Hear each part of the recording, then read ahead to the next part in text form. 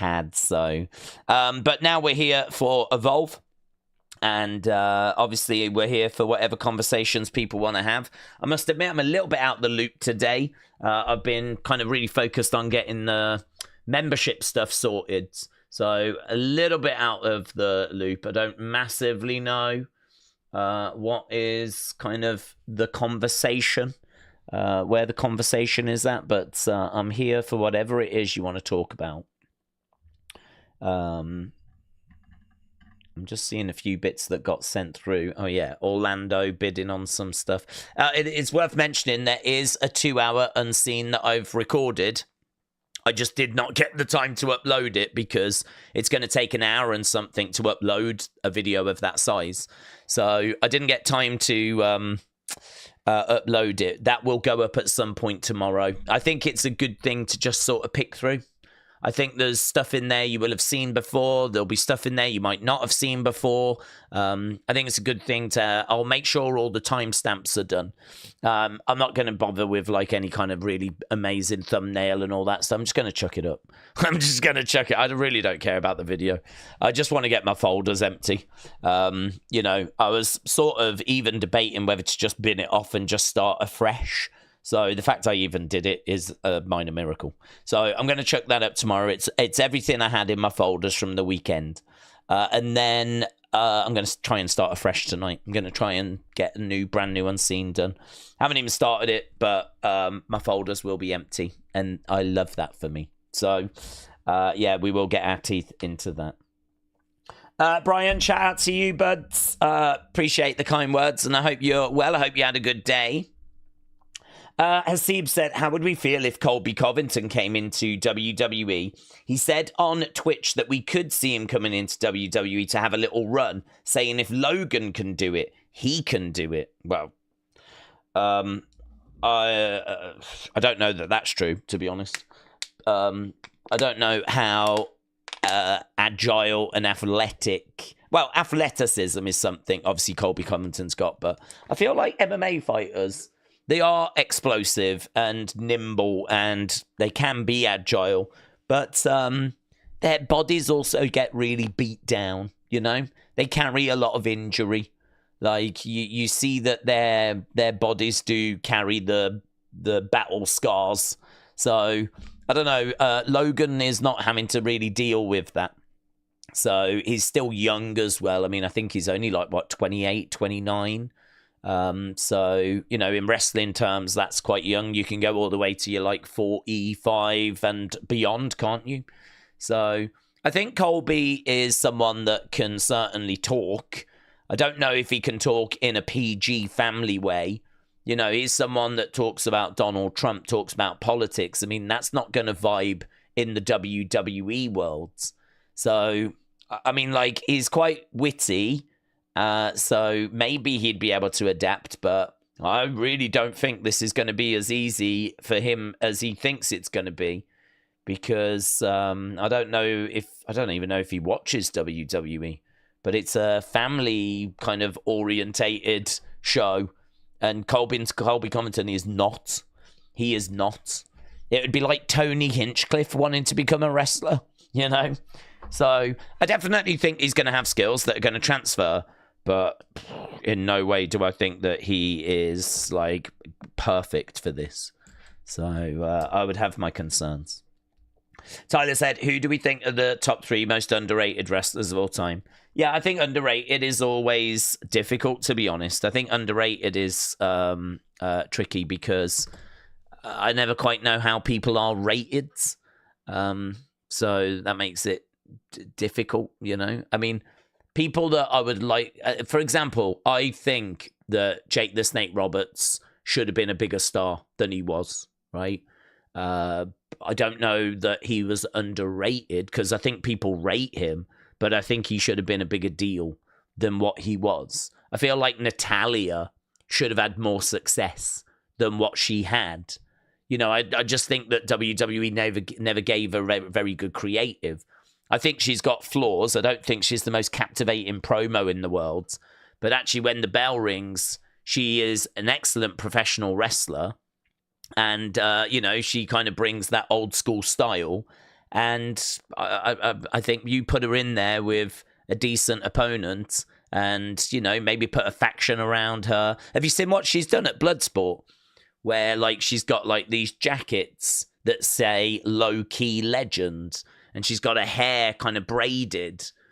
You look at that and you're like, oh my God, how is Natalya not the leader of a faction of NXT girls? You know, they all look up to her. They all ask advice from her. They all, like, want to train with her. So how has she not got... Really don't know. I always wanted Bulldog to win the title.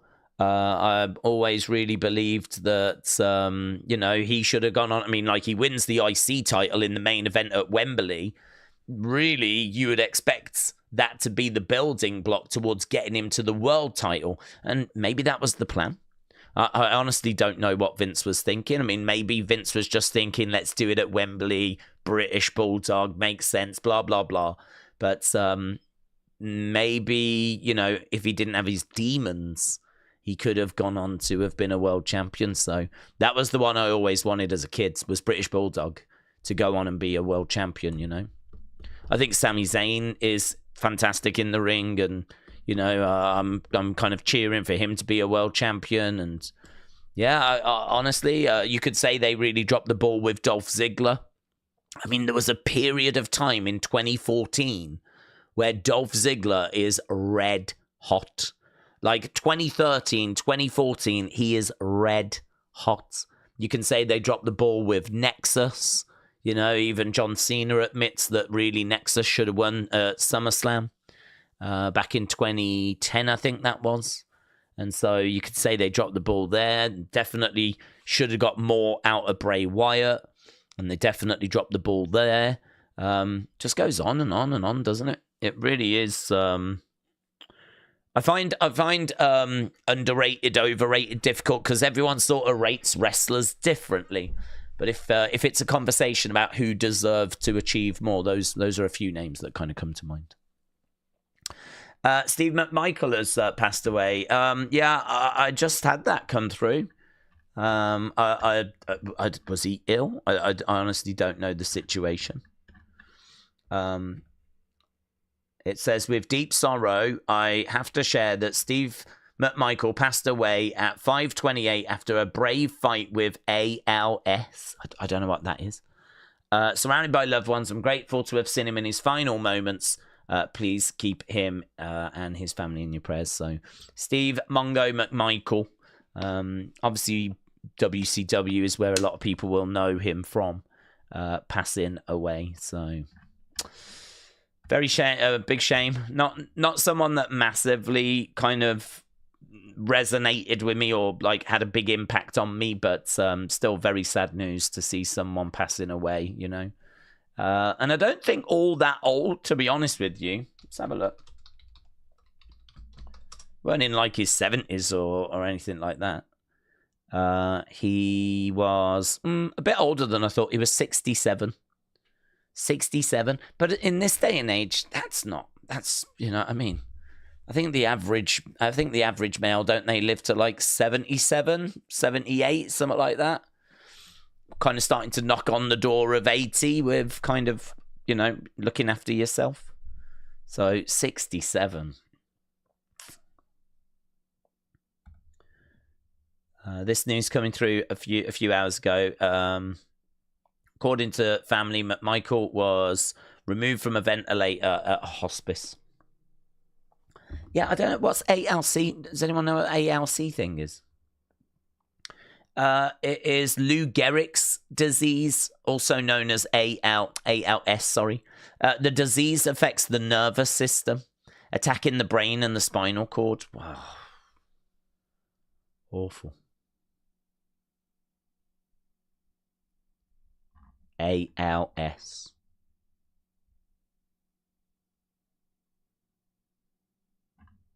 Awful. It's an awful disease, says Kelly. Oh. You just don't know, do you? You just really don't know kind of how long you've got. And that's why you've got to look after yourself. You've got to enjoy each moment, enjoy each day. And it's one of those things that gets said all the time. And I don't think that as a species we're very good at kind of doing that. I hear it all the time. I hear people saying stuff like that all the time, and you just go, yeah. I'm busy. yeah. But I do have to get this sorted.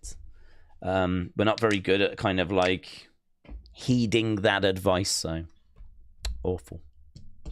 David said, my aunt had it. It's a horrible disease. Damn. Edward said, here we go. It's time for a bit of Wrestling Daze and another brilliant episode of Evolve. Well, let's go. Yeah, I mean, to spin it back to something a bit more positive, obviously we do have Evolve tonight, and we are done with WrestleMania season, which is kind of a shame. I mean, in a way, you could kind of say that we've got a little bit more on Friday because it's the SmackDown after WrestleMania, but we're not in Vegas for that, and really it's, you know, it's done. There's no really way of spinning it. It's done. But I'm gonna pretend like it's not. I'm gonna pretend like we've still got a bit more to go. I said that last night in my review of NXT. I was like, I know the show wasn't brilliant, I know the show wasn't amazing, but it was kind of cool to feel like we was really trying to get that little bit extra out of the weekend, you know. NXT was not the strongest show. The reviews were quite mid for it, like 6s and the occasional 7, but it was still in Vegas, still had people in the crowd from our community, but also people in the crowd that I had recognized that I think had great seats for some of the other shows. And of course, you know, we still had Liv and Raquel. They were there. So Joe Hendry showed up. So there was still like surprises. There was still people that had been on those kind of WrestleMania shows that appeared. And yeah, it was just kind of really trying to squeeze the last of WrestleMania out of the weekend. But I liked it. I like that feeling. I like that feeling of us doing that. I like that kind of, I don't want to go home. But we're home now. We are home. And now we've got Evolve, which is going to be coming, of course, from the Performance Center, pre-recorded, of course. I think Timothy Thatcher is in action this week. I think they actually told us last week what the matches were going to be. To be honest, I don't remember the matches being that hot for this week. I don't remember looking at last week going, oh, that's going to be fire. You know, we were spoiled last week. We had that fantastic 4-way. We were spoiled. So, yeah, let's see how it goes. And we'll see what this sets up. And who knows, it might be great. But, yeah, nothing quite as exciting this week as that 4-way we had last week. That was great. The women showed up and showed out. I just checked. He was a member of the Four Horsemen in 96 with Flair, Arn Anderson, Dean Malenko, and Benoit, said Ismail. Triple A said, Daze, do we think that Triple H has seen how upset people were with that main event? Everyone loves Cena winning. Well, maybe not everyone, but expected more from the match, especially The Rock. What do you think about him creatively now? Well, honestly, I think the Rock interview has changed the narrative. I think that the Rock's comments have just blown everyone's mind. I actually start my video, my 2-hour video, talking about those exact comments, and I'm like, this is madness. I cannot believe the Rock has come out and said this. There's a few theories doing the rounds as well, and there's just so much to kind of talk about, really. I mean, I even went on Twitter and I was like, look, I never do this, but watch this. I'm going to link to one of my videos. It's only short. It's only a couple of minutes, but watch this, right? And I didn't say that for my benefit because there ain't going to be loads of people that watch this video, right? So it ain't going to be like some massive boost to my views. But I did it because I uploaded the review for NXT. And on the homepage of the Opinions channel are some shorts. And I haven't been doing them, to be honest. I should have kept doing them, but I haven't been doing them. I haven't done them in a while. And there was one on the homepage that says, has The Rock lost the plot? And it was a clip that was taken from early January. It was actually a clip about NXT. Do you remember The Rock did the Raw Netflix premiere? And then just as he was leaving, he was like, I'll see you tomorrow on NXT. Well, this is a clip from my review of that NXT show, basically the day after the Raw Netflix premiere.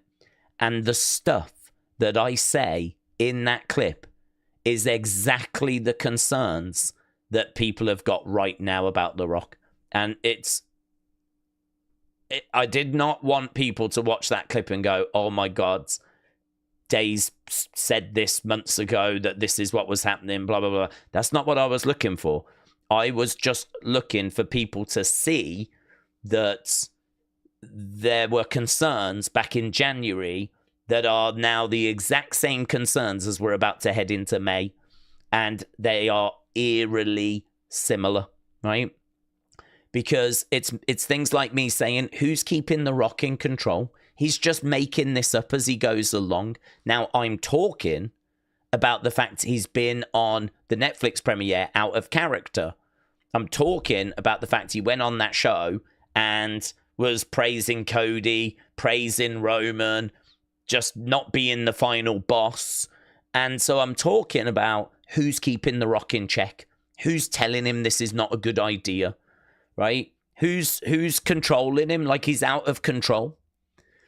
And those are the exact same concerns people have got right now, because in that interview that he did the other day, yesterday, he revealed that he just created the selling of the soul thing, right, about a month before Elimination Chamber. So this was not a grand plan. This was not a big story that had been planned in advance. The Rock got a phone call from Ari Emanuel and went, we need a boost to ticket sales, and we need like a big, oh my God, I can't miss Elimination Chamber type moment. And so The Rock thought, and he was like, okay, well, how about if I ask Cody to sell his soul, right? And then, of course, it ultimately led to John turning heel. But the fact that this was not planned in advance, this, as soon as John turned heel, loads of people, and even The Rock, indicated that the hand gesture was connected. And the theory was, we should have known all along. This is why I flipping hate anyone that says we should have known all along. Anyone that goes, I told you, I knew it was this, right? And all of that nonsense. Because loads of people did that when Rock did his hand gesture thing. And everyone, or not everyone, but a lot of people were like, okay, so Rock's number 1. Cena was number 2. So who's number 3? And it made it seem like this had all been planned since he'd done the hand gesture. It made it seem like it was this big plan and that they're long gamers. And this is what The Rock said to us. So to find out in that interview that this is just not the case. The whole selling of the soul stuff was just thought up a month before Elimination Chamber. And that was not connected is like, wow, okay. So what does this mean then? What did this mean? What was that about? We still don't know. The annoying thing is they can make that mean something whenever they want. They can always go back to it. Even if they are sat there right now and they don't know what it means, they can always go back to it. So that's the annoying thing, really, is that they can fix it. They can always go back and fix it and make it mean something. But as I'm sat here right now, I don't know if they know what it means. If I had Triple H right here, right now, and I said to him, can you tell me, does this mean anything? I don't know if he actually knows that it means anything, or if they're just going to make it mean something a bit further down the road. It's kind of like we're struggling for ticket sales at Elimination Chamber. Will you do something? That's why he was on the show. And then The Rock afterwards was like, oh, I don't think this needs me anymore, so I'm gonna leave you to it. And that's it. He decided after Elimination Chamber, yeah, you don't need me now, I'm done. And he went away. And he could have been at WrestleMania, and he was sat at home watching.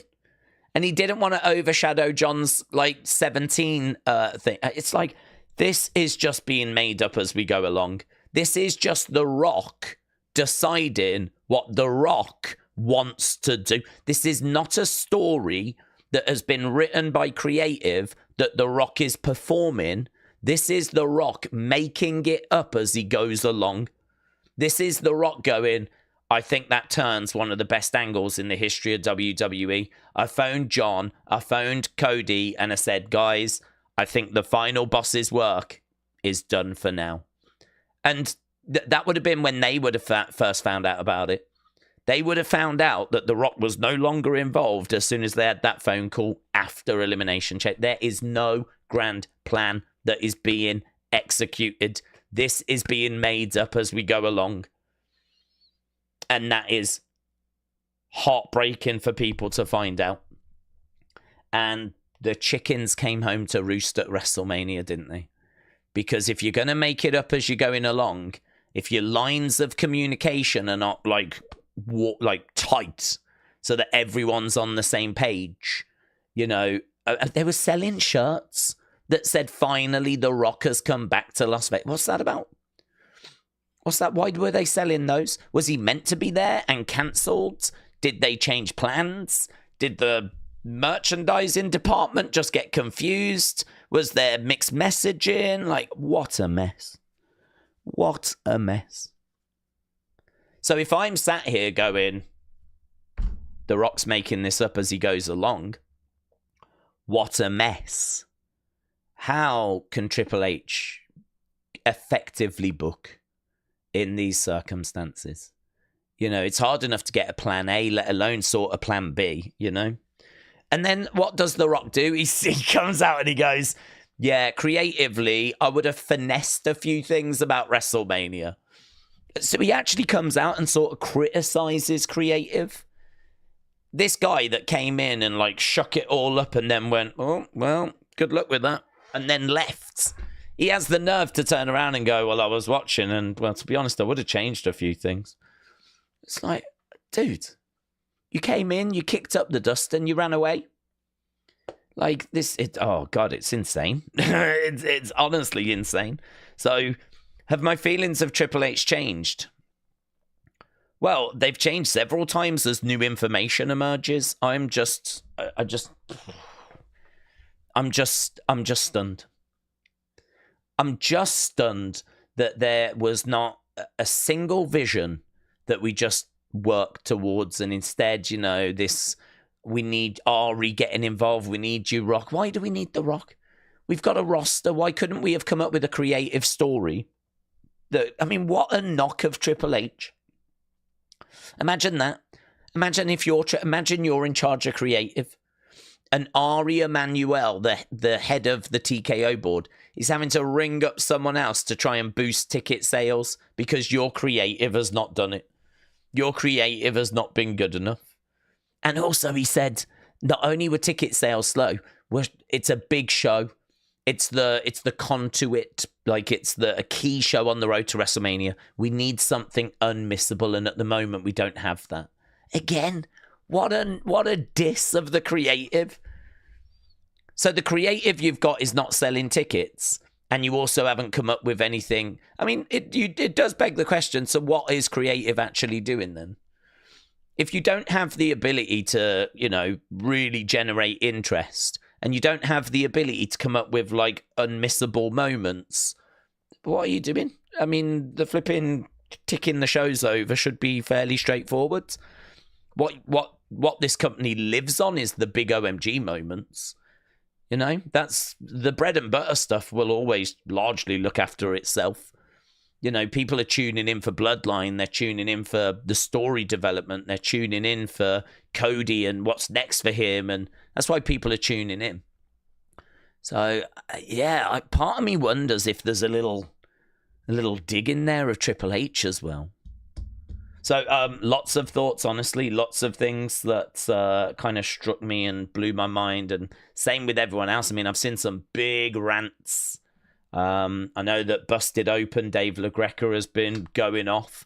I saw Brian Alvarez going off, Coach going off on The Rock. Just like, how can you come in and do a story about selling the soul? And Cody says no, Cena says yes.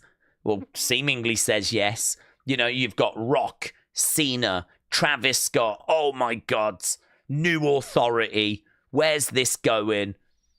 And then we don't see The Rock again. After that, that's it. That's the last time we saw him was Elimination Chamber. And we can't even really mention him because rumors were that they weren't sure if he was going to make WrestleMania. If he was busy, that would be one thing. But for him to be just sat at home. Do you know, there's a bit of an arrogance there as well, which I really don't like, which is like every wrestler works so hard to get to WrestleMania. And The Rock's at a position now where he can choose to not attend WrestleMania. He can actually now choose to go, yeah, I'm not going to bother going. When, you know, the story actually needed him. But maybe that I could deal with that better if we'd have, like, put a third person in or a different person in. The only thing we had was Travis Scott. And that sucks so bad. Travis Scott coming down sucks so bad. Maybe it would have been more palatable if on the road to WrestleMania it had been revealed that Karrion Kross had sold his soul as well. And he was working for The Rock as well. And if Karrion had helped John, maybe that would have been as well as Travis, because Travis was always going to get involved. So maybe that would have been a bit more palatable if we'd had like a wrestler coming down, getting involved and helping John, and we'd built that, and that had been part of the story. But we didn't do any of that work, and as a result of not doing that work, I think that just meant everyone thought The Rock would be there. Certainly when Travis music's hit, and they think that The Rock's about to come walking down with Travis, and he doesn't. It's crazy, man. It's crazy. So has my thoughts on Triple H's booking changed? Yeah, probably for the better. Because do you know what Triple H did? He came out and he put on a banging Raw. That car crash, that mess that we have been left with in regards to John Cena and that Mania main event, that disaster, that dumpster fire, Triple H went, okay, don't worry about that. I got you. And then gave us a flipping banging Raw. One of the best Raws of the year. So my opinion of the situation does ever evolve. James said, imagine thinking you're gangster like Travis Scott does when your real name is Jacques Bermond Webster III. Is that his name? Oh my God. I didn't even know that. Arborus. Daze, I have not been able to stop thinking about the Seth faction since Saturday, and potential members and possibilities with this group. If Mania did nothing else for me, it did that. Yeah, but again, that's credit to Raw, isn't it? It's credit to Raw. It's not so much, well, I suppose you did get Heyman joining up with Seth, but I was concerned about that. I was struggling to see those two together. But now that we know that this could be a bigger faction and that we've added Bron Breakker, that is a huge development. And so, yeah, I'm a lot more into that group now. I'm a lot more into kind of where we could go, and I'm a lot more into adding new members. And again, Raw really coming in and just giving us what we needed, settling us all down. Yeah. So I credit Triple H with that. Boomers for life. The Rock is the most egomaniac boomer of all time. I saw that interview yesterday. The Rock is the one that ruined that whole main event of WM41. I think The Rock wants to take over creative. Yeah, I think that he... I mean, imagine, I do feel a little tiny sorry for The Rock because he's on the TKO board. Wrestling is in his blood. It's in his family. And I think that he is looking at the product at times and probably doing what we do, which is, I wouldn't have done that. That person needs to be pushed. I don't think that's working. You know, I mean, everyone does that. Everyone watches the show as an adult, maybe not so much as a kid, but as an adult watches the show and goes, that's good, not sure about that, blah, blah, blah. The only difference is he's in a position where he can flip and do something about it. That would be very difficult.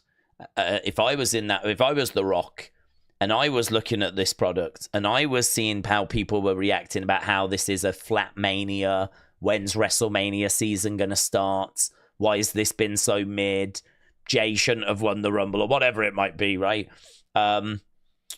If I'm seeing that reaction online and I'm watching the shows and I'm feeling like it's not that strong or it can be improved, I'm going to just give him a tiny, tiny, tiny little bit of sympathy in that I would also find it very difficult to not get involved. I would also find it very difficult to kind of think, okay, you know, let them do what they're doing. Let them work it out themselves, you know, when I would be thinking, no, we should be doing this. This is what we need to do. And the thing is, if no one's then going to be able to turn around to you and say, no, I'm sorry, your ideas are not very good either. We might be struggling as a creative team and we might not be hitting it out of the park, but I promise you, the stuff you're bringing to the table is not the solution. The stuff you're bringing to the table is not very good either. I don't think anyone's saying that to him. I think that Triple H has to sort of be nice and play nice and sort of like, well, I see what you're saying there, but how about we do this?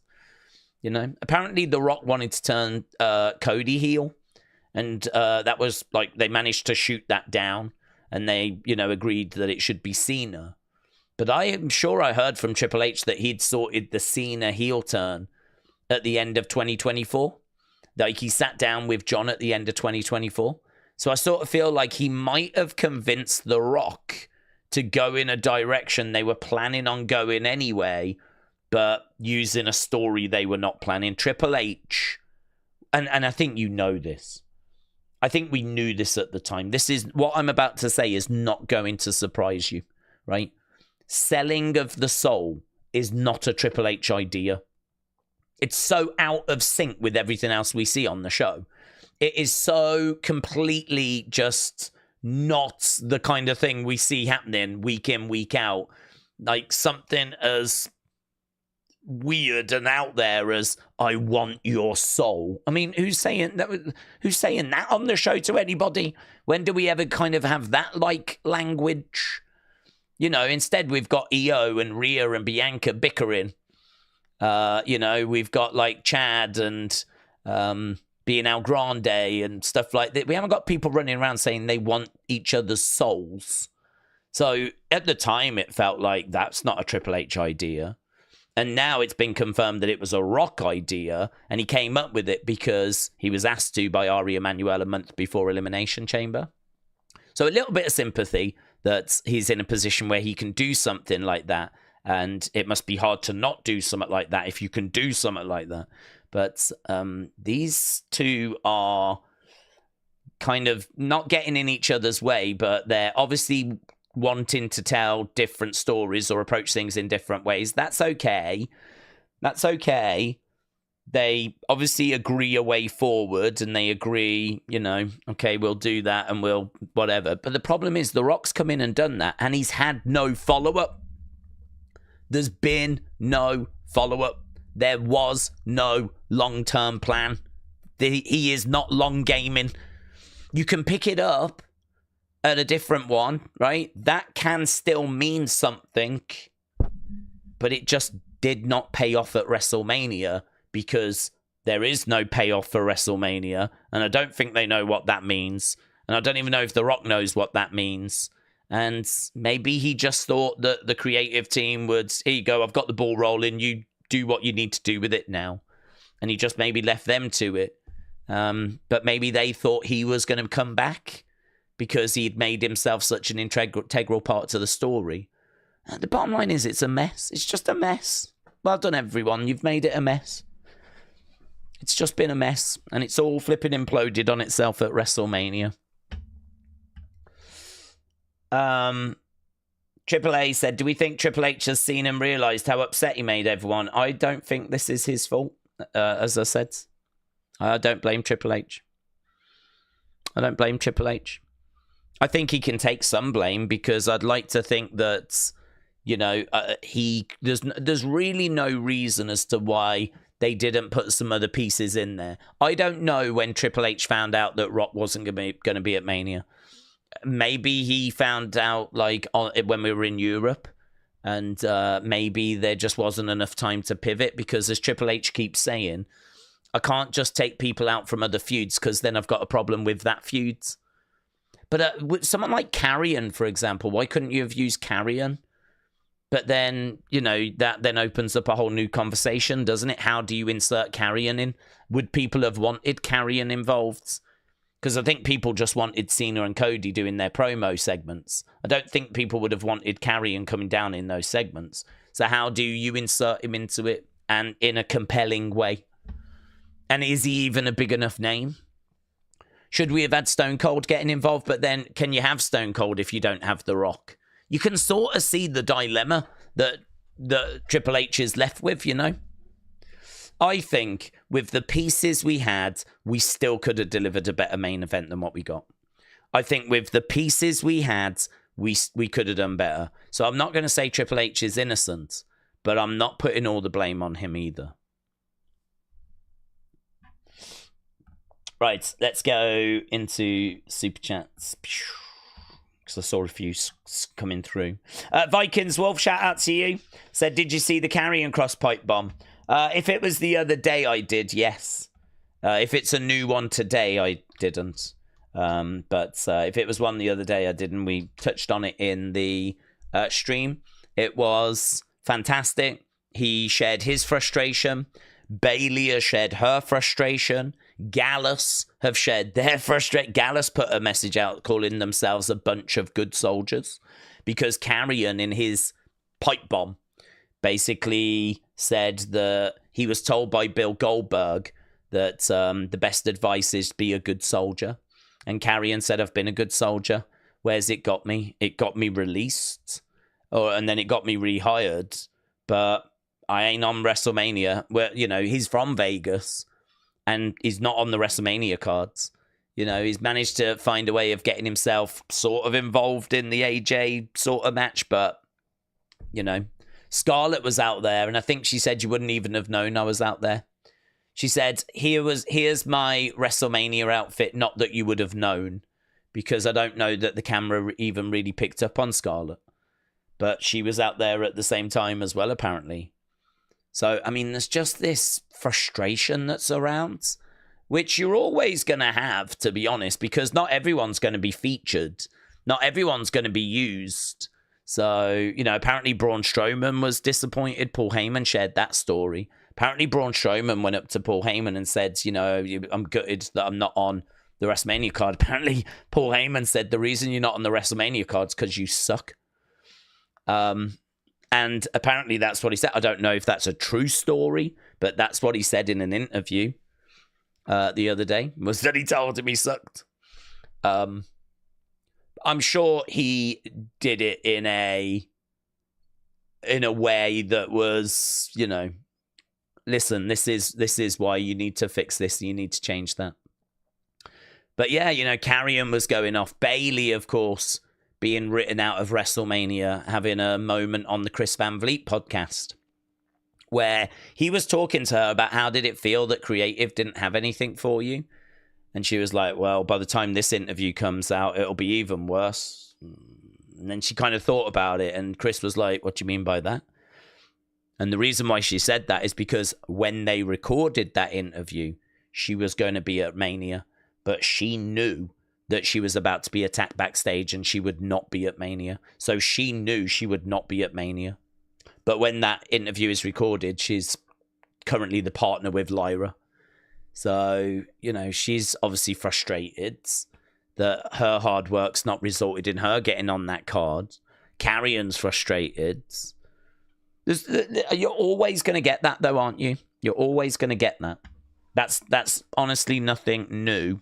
But I don't know. It's a lot worse, isn't it, when the creative has been so underwhelming and frustrating and disappointing. All of a sudden, then when you hear that there's disappointment amongst the locker room, you go, oh, God, we got a bit of a perfect storm here, haven't we? It's all kind of creaking at the edges a little bit.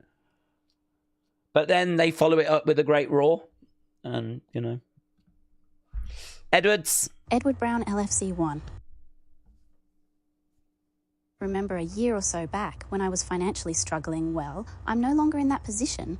Now That's I have right. over 1K in bank, not to brag. I have made from college and work and stuff. This community, Edward, shout out to you, but I am so well, I'm really grateful for the support. Really appreciate that. And I'm really more pleased to hear that things have really turned around. I remember that you were struggling even to just get a meal, and I was horrified by that. Horrified by that. So if you've managed to like control your spending, have some savings, that is just, if I could go back to young me and speak to young me, I would say, make sure you have your fun. Make sure that you know, go out and have the beers with the friends, whatever. But make sure that you're putting some aside as well. Like, really building for your future starts as soon as you start work. As soon as you start work, you should really put £100 or whatever it is to one side and do that every month. As hard as it might be to do that. Because that is rainy day money. That is buying a house money. That is really your worth. That is, you know, what you can, like, you know, what backs you up. If there's a disaster, if there's a problem, if there's anything, trying to have that money to one side. And it's hard, man, because a lot of people come out of education and they're in crazy debt. You know, there's a lot of people just fighting to get to zero. And I feel that. I really understand that. You know, it's the system's wrong. It's all just broken, isn't it? And it's really about just doing the best you can. Just know that it's hard for a lot of people, and you know, it's about doing the best you can. And if that's what you're doing, you can't really expect any more of yourself than that. So, Edward, shout out to you. I'm genuinely pleased to hear that news. Sunny Wolf? The Sunny Wolf. Hi Daze, love you, 57 books for 100. Aiming for 100. Well, 57 books is excellent, my friends. Very, very good. And as you said, you've even broken into the charts, haven't you, on like young readers' poetry and stuff like that. So you've got to be thrilled with that result. That's, you know, that's a grind. That's hard work. That's obviously a lot of friends supporting, but that's a really impressive. I would not sell 57 books. So, like, that's a fantastic result, my friend. JPville. What is WWE Evolve?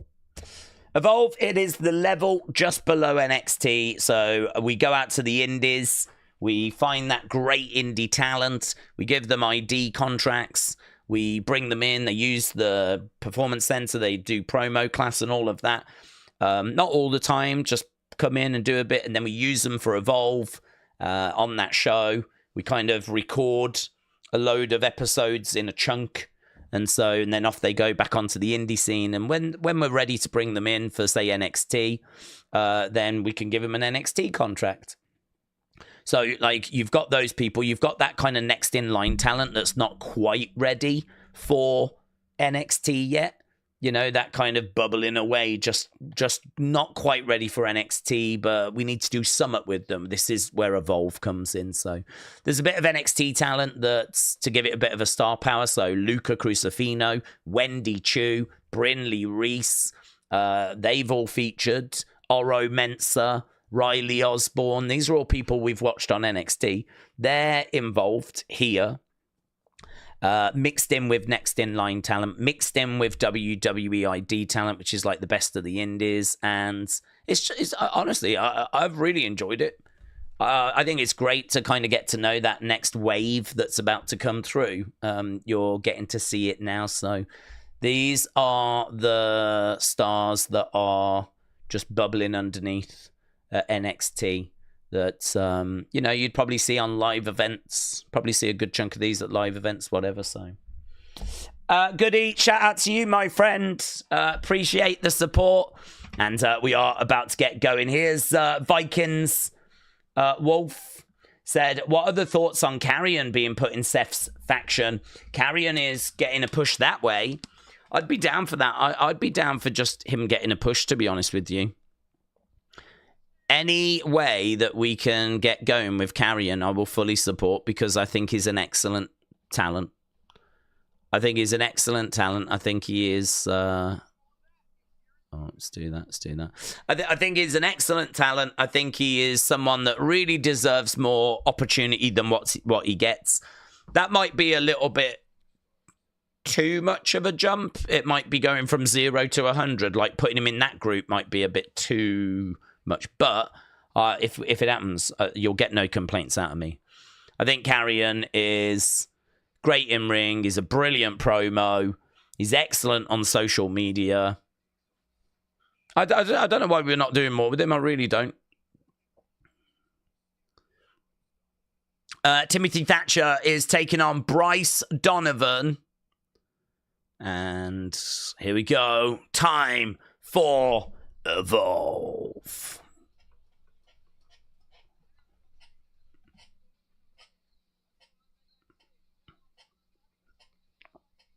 I don't even know what this song is, but it's my new favorite jam. There we go. Fresh off of WrestleMania. We are at the Performance Center in Orlando. I want to be in this crowd. This is my life goal. Lots of people want to go to WrestleMania. I want to be in the Evolve crowd. I want to be one of these people in the Evolve crowds. Jackson Drake is taking on Super Sean Legacy.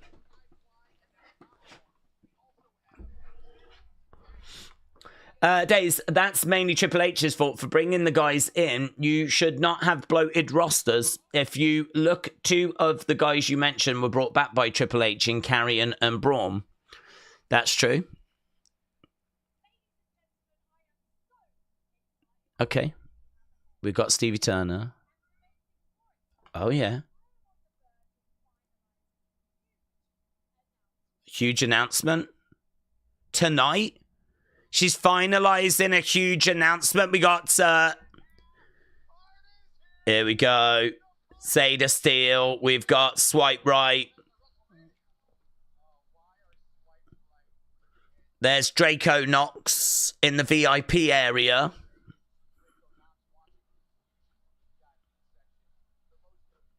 What has this group got a name? Is this fact? Because this is my group. These are my guys. I don't like the fact they've come out with the Matrix Man. Brad Baylor with a microphone. The Vanity Project is what they're called. Yeah, he doesn't fit. I don't know what's happening. Why have we put him with them?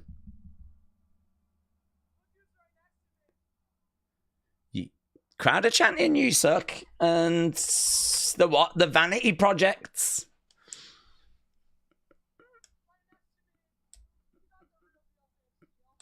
The Real Deal, Zayda Steel. A lot of hype around her. Mainly from James, but a lot of hype around her.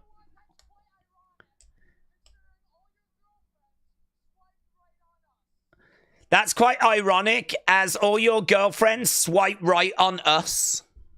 That's it, cooked him. Got him! Got him!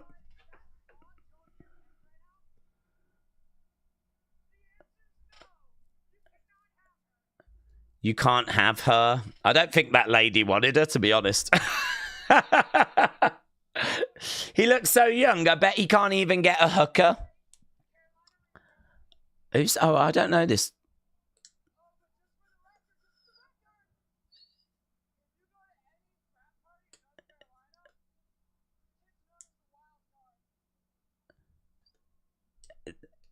Look at Stevie Turner. She's like...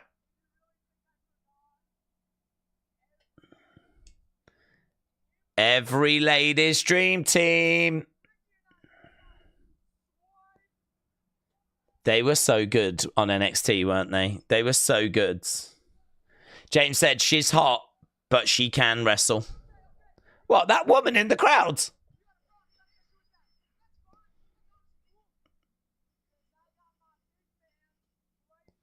Bryce Donovan. I don't know what's happening here.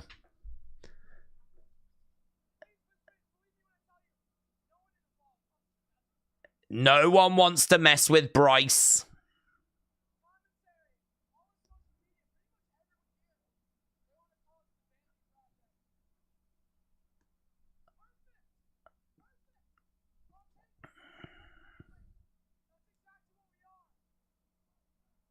Swipe left chance. Swipe left. Swipe right. Swipe right.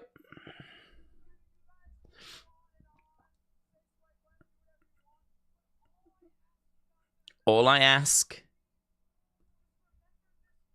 just remember this moment.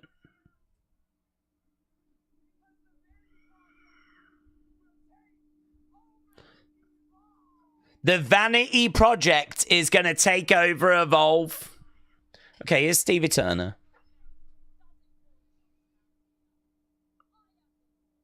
I'm the law. I'm the Prime Minister.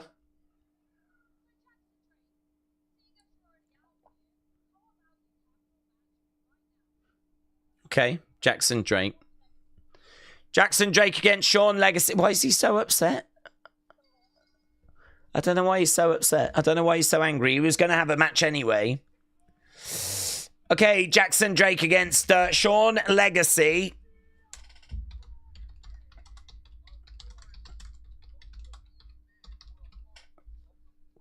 Super Sean Legacy. Do we think Triple H has seen and realised... Triple H, I've answered this one so many times. What's happening? What's going on? Are you stuck in like a Groundhog Day that have like... But only 15 minutes? Ninja said, thinking these dudes are going to be the face of the company. What are your thoughts? Well, I'm not sure if they'll be the face of the company, but I think Brad Baylor is definitely someone that's interesting. You know, at his age, I mean, is he about 20? And, you know, already he's kind of got an understanding as to what his character is. He can wrestle, he can go in the ring. Swipe right are really good in the ring. And I can't help but look at him and see a young Sean. I just can't help but look at him and see a young Sean.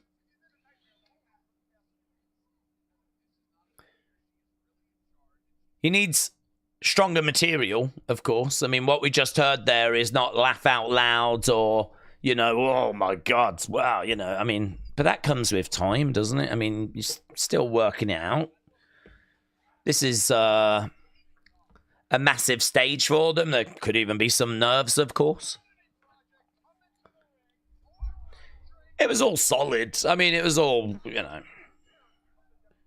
It wouldn't do very well on Raw or SmackDown, but I don't go into this show with those expectations. This is watching youngsters coming through, finding their feet, finding their voice.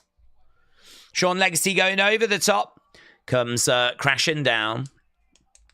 So we are underway. Jackson Drake against Sean Legacy. Sean Legacy went viral recreating the Peacemaker dance. Hailface said, if you've not seen Sean Legacy's finisher, watch this. They're better in the ring than on the mic, says Rare Breeds. Them just showing up annoys me, said James. I can't stand them. Oh my God. Well, James, look at this. This referee has heard you and they are out of there. They need Vanity Project shirts.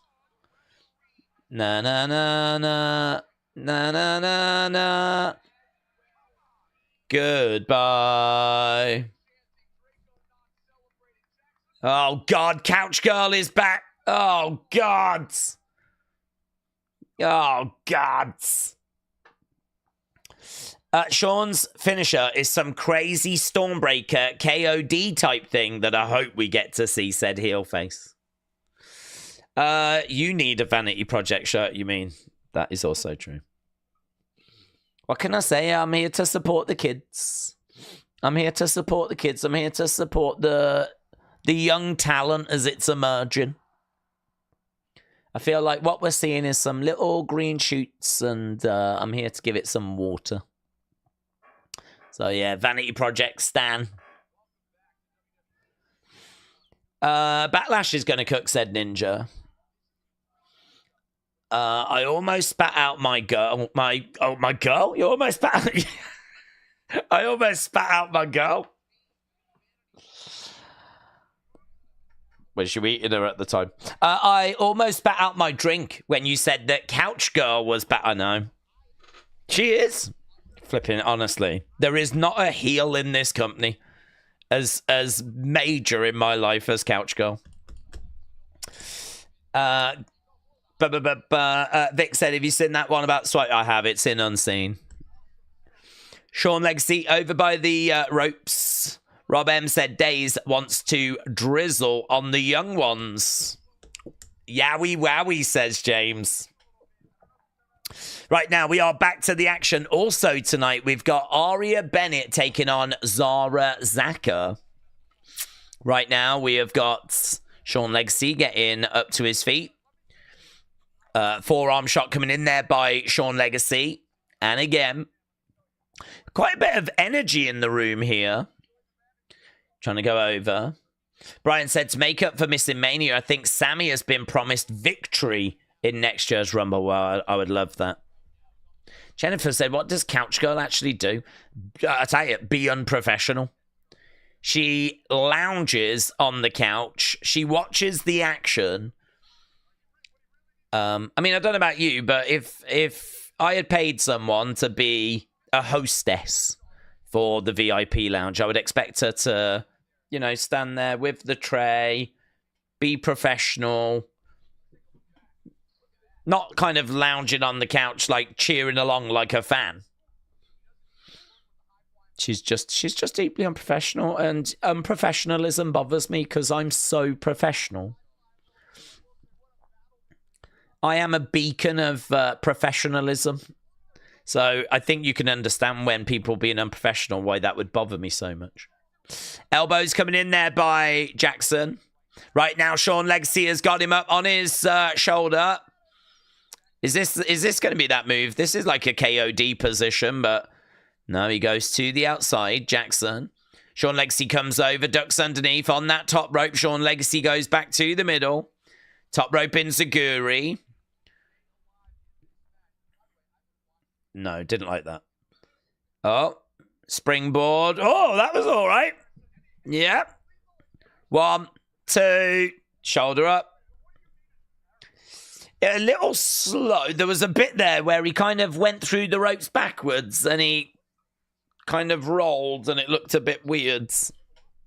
Jackson Drake wasn't crazy about that. Legacy chants. Looking back for losing to Punk on the Netflix premiere, Seth was probably promised victory at Mania, says Brian. Here we go. Up. Knee pad is down, but an uppercut there by Sean Legacy. Superman punch there by Jackson Drake. Headbutt. Oh my God, that headbutt looked nasty. Clothesline by This is okay. Clothesline there by Jackson Drake. Both guys are down. Legacy. Legacy. Legacy. I should probably be cheering the other guy, shouldn't I? Because isn't he the Vanity Project guy? Jackson Drake. Jackson Drake. Jackson Drake. Mate, if I was there, I'd be cheering Vanity Project and I'd have the crowd turn on me. I'd flipping mess them up. Shots coming in by Sean Legacy. Back elbow there by Sean Legacy. Duck underneath by Jackson Drake. Oh. Big knee to the side of the head. And Sean Legacy goes to the outside. And Jackson Drake's like, oh, God. I need him in the ring to beat him. Win by count out. Win by count out. Oh, but he's starting to move. Sean Legacy's starting to move. Sean Legacy getting back up. Oh, he's going to go big. No, he can't because Sean Legacy's in. Spanish fly. 1, 2. Oh. In all fairness, you don't really see matches being finished with Spanish flies, but that one felt like it could. Some nice selling here by Sean Legacy and by Jackson Drake. They're both down. I feel like they're both in a battle. Sean Legacy looking for springboard. No. No joy. Coming over with a clothesline. Roll through there by Jackson. Needs in the midsection. Lovely kick coming in as well. Leg sweep, but drop kick there by Sean Legacy. Jackson Drake over in the corner. Sean Legacy back up on his feet, charging over. Jumped into the corner as Jackson Drake moved out the way. Reverse Rana! Poison Rana! Wow, come on, please finish the match. 2. Oh my God. Oh my God. Even in Evolve, we cannot finish a match when someone's getting dumped on their head backwards. Oh my God. Why does that move not finish matches? How does that not finish a match? Imagine getting backwards dropped on your flipping heads. Oh, mate, I'd bet that would be rule number 1. If I went to flipping the Performance Center, rule number 1. Poison Ranas, finish matches, repeat after me. Kick coming in there by Sean Legacy. That's always annoying. That annoyed me in AEW. It's annoying me in kick coming in. It's going too long. Oh, here's that finisher on the... Oh, yeah, that is sick. That is sick. 1, 2, 3. It is good. Should have finished with the Poison Rana, though. Should have finished with the Poison Rana. Stupid. Good finish, though.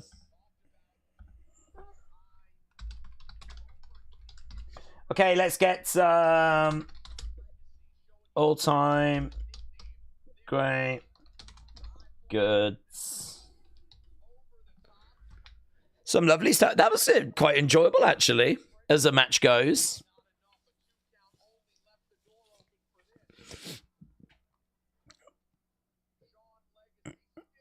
I think they have seen these two cook. And they're like, we need to show this match. Because I did not have any feelings about these two before this match.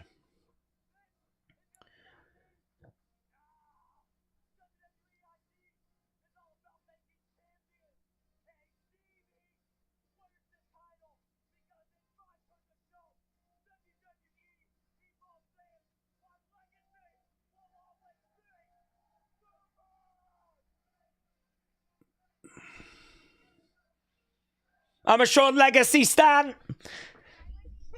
Hello, Kylie Ray. I'm no stranger to darkness. Okay.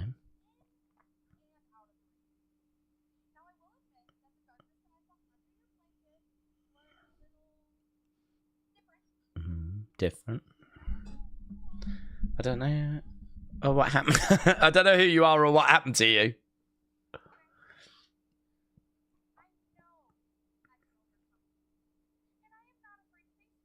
Okay. Rematch. Next week? Yeah.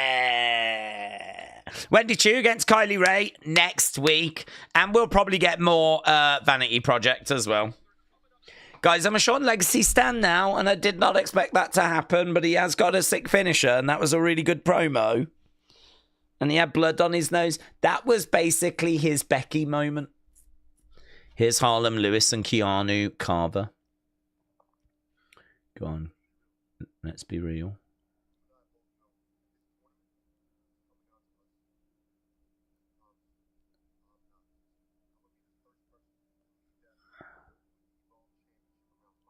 This Evolve tournament is coming.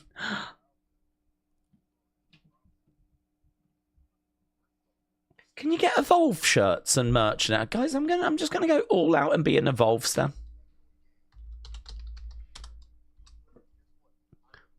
You beat Trill. I beat Trill. I think I beat Trill.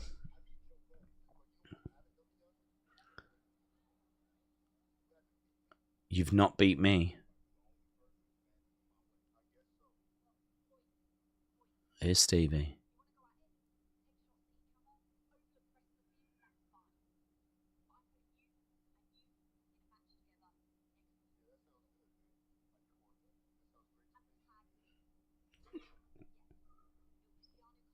I'm putting you guys in a match next week, but as a tag team.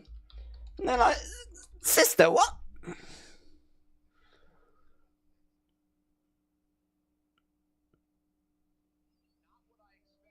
Well, there we go. Tag team for them. So they're talking about the belt. They're talking about the title. They're talking about a tournament. Hope it's a big tournament. Better not just be like 4 guys. Here's Zara. Get to watch some women now, and I love that. I love watching women. Zara Zaka is taking on...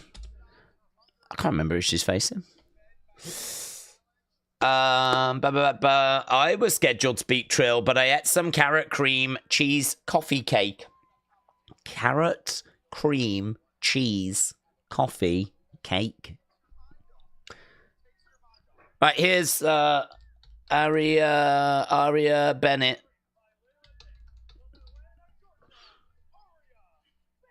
Who's she with?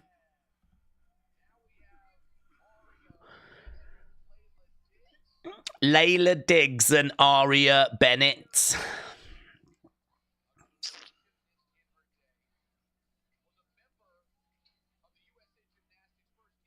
Oh, she is very good, actually.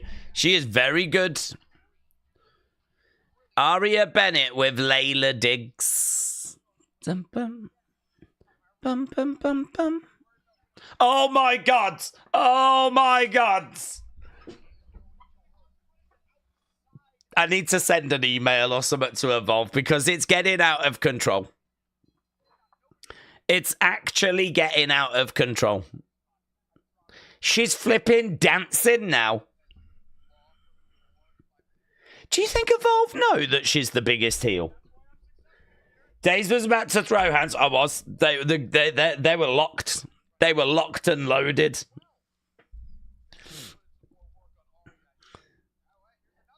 Crucifix pin coming in. 1, 2. Again, rolling through, looking for the pin. That was nice. Oh, I like that as well. Yeah, flinched, didn't you? Loser. Zara Zaka's like, okay, respects. Hashtag couch girl. Vic said, I was just thinking, I don't know if we'll ever see or hear from Luca again. Yeah, I've got a theory. I've got a theory that Tony is actually the bad person. The reason I say that is because Stack said, you know, I've brought you here. Do you know why? Luca looks around and he goes, you know, says a bad word. But he can't kill him, can he? Because Luca still needs to have a wrestling career. So he can't kill him. So what if he needs him for something else? What if it's like, do you know why I brought you here? It's because they need to bury a body. What if Stax has taken out one of the other members of the family and they're in the trunk and he needs Luca's help to bury the body? That's why he's out there. And what if Stax is doing this because he knows that Tony is actually bad? He's found out that Tony is corrupt. You know, we saw the Riz with Tony, and Tony was like, I'm going to put you in a safe house. What if that ain't no safe house? What if she's actually kidnapped? I don't trust Tony. I don't trust Stax. I don't trust Tony. I don't trust Luca. I don't want anything. I don't even trust the Riz anymore. But I'm looking at Tony like, I don't know. The math ain't mathing here. I don't think this is as straightforward as Stax is the bad guy. Because he can't kill him and bury him in the desert. Because we've got to see Luca again. So there's got to be a twist there. There's got to be a turn.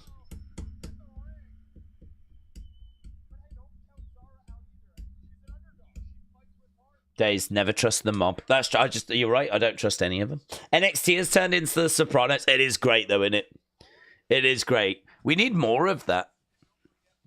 We need less wrestling and more of that kind of on-site location drama.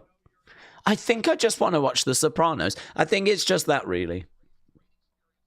Right now, she's up trying to take her over. Zara Zaka is down, and she is in pain as well as Aria goes for the cover. No joy. No joy. She thought she had some joy, but there wasn't any. Crowd are applauding away. Kick. Oh, that was quite nice, Inzaguri. Step up, Inzaguri. Net breaker. Going for the cover. 1, 2. Ooh, Zara Zaka kicks out. Yeah. Oh, yes. Calix. Calix next. Carly Bright against Calix. Calix. I don't know why I made that noise, but it feels like she should make... Oh, look at that by Zara Zaka. That is lovely. Into a cutter, and she's got it, you know. Calix next. Guys, I need Evolve merch. I need Evolve merch, and they're not making any, the cowards. Literally all of my favorite wrestlers, every single one of my favorite wrestlers is in Evolve. Vanity Project, Calix, Stevie Turner. I love all of these. The Holloway guy, Kylie Armstrong, Sean Legacy with his broken nose.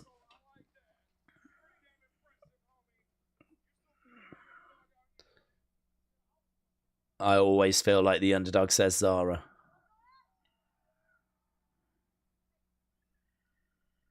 Oh, lights out. Lights out. Lights out in the Evolve arena. What is going on? Oh, it's Wendy in it. Wendy has left a bear and a note. Nah, Chewy, that might be for you, mate. That bear might be for you. So, are they chanting, "This is scary, this is scary"? What does it say? Kylie, I accept. So there we go. Wendy is sending a message to Kylie. Zara Zaka's like, well, that doesn't involve me, so I don't give a flip. Yeah, there we go. Vanity Projects. Party time. Vanity. Vanity. They're allowed to be here. Yeah. Takes the mic off him. Gives it to Brad. Cook him, Brad. Cook him, Brad. Cook him, Brad. Yeah. Okay. Oh.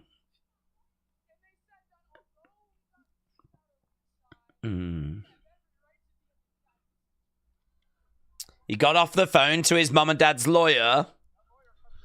Yeah, and so even though they were removed, they're allowed to be at the VIP section. That does check out, actually. That does check out. Right, guys, Calix coming up next. Let's go.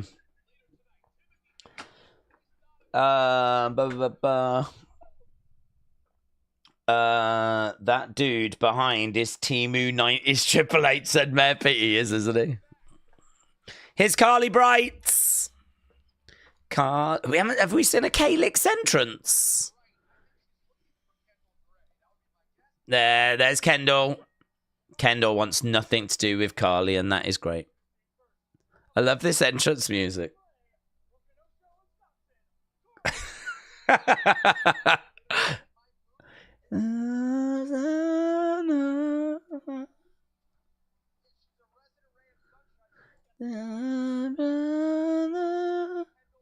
Kendal Gray's best friend. That's the fact you need to know about Carly Bright. She is Kendal Gray's best friend. Oh my God, I love that for her. Right, here we go.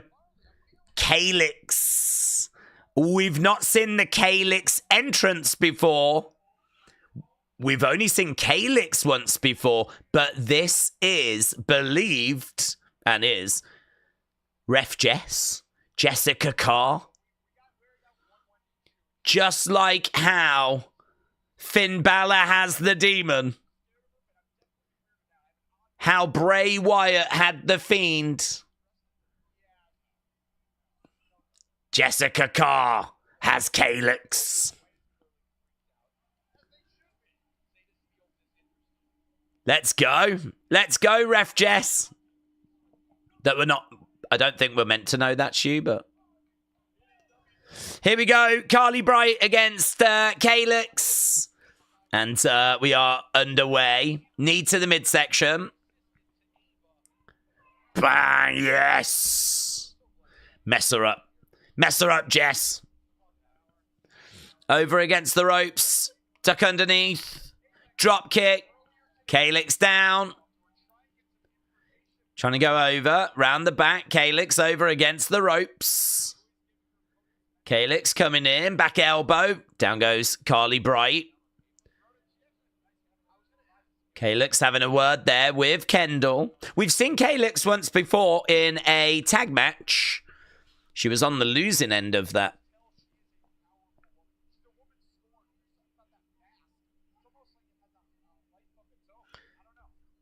The mask has a life of its own. Kick coming in there by clothesline. Kylie Bright down. And there's a look at the mask. There's a look at Calyx.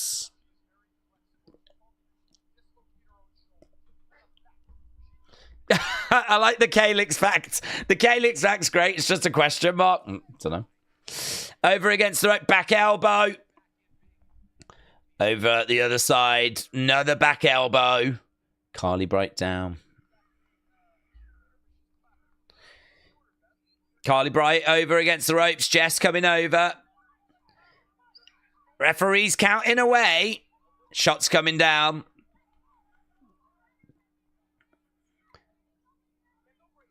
Yeah, Kendal Gray is giving some good advice here to Kylie Bright.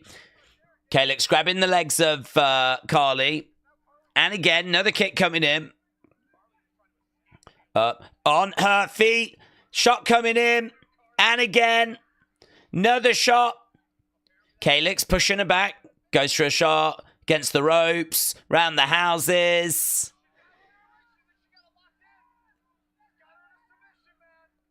It's kind of like a black... backbreaker.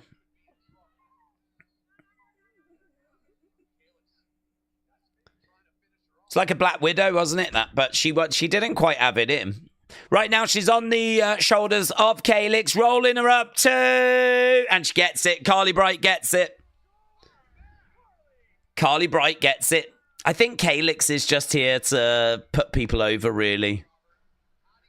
I think she's here to just put people over. I wish we were building her up as like a real scary monster. Kendal Gray, Kylie Bright. Okay, we need to end that poll. Oh my God, we're so out of sync with matches, aren't we? Oh my God. Match. So, who cares? Who cares? The opening match got good 44, good 97. There's Calyx.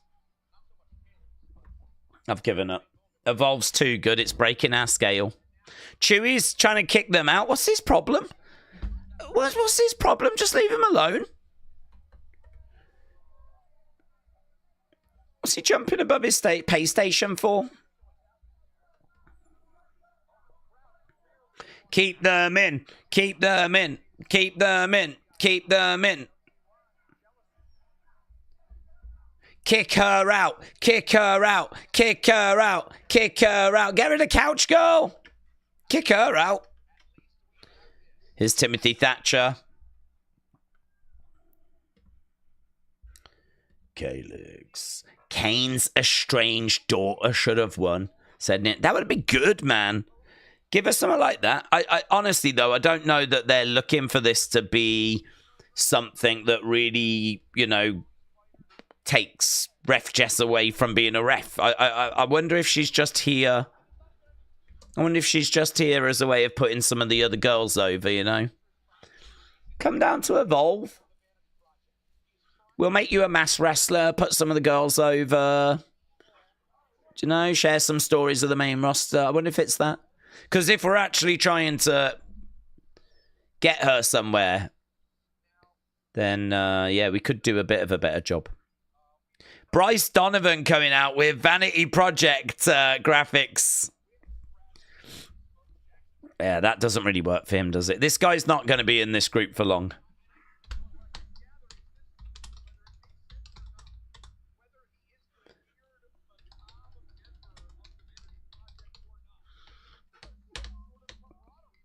Yeah, look, they're cheering for him.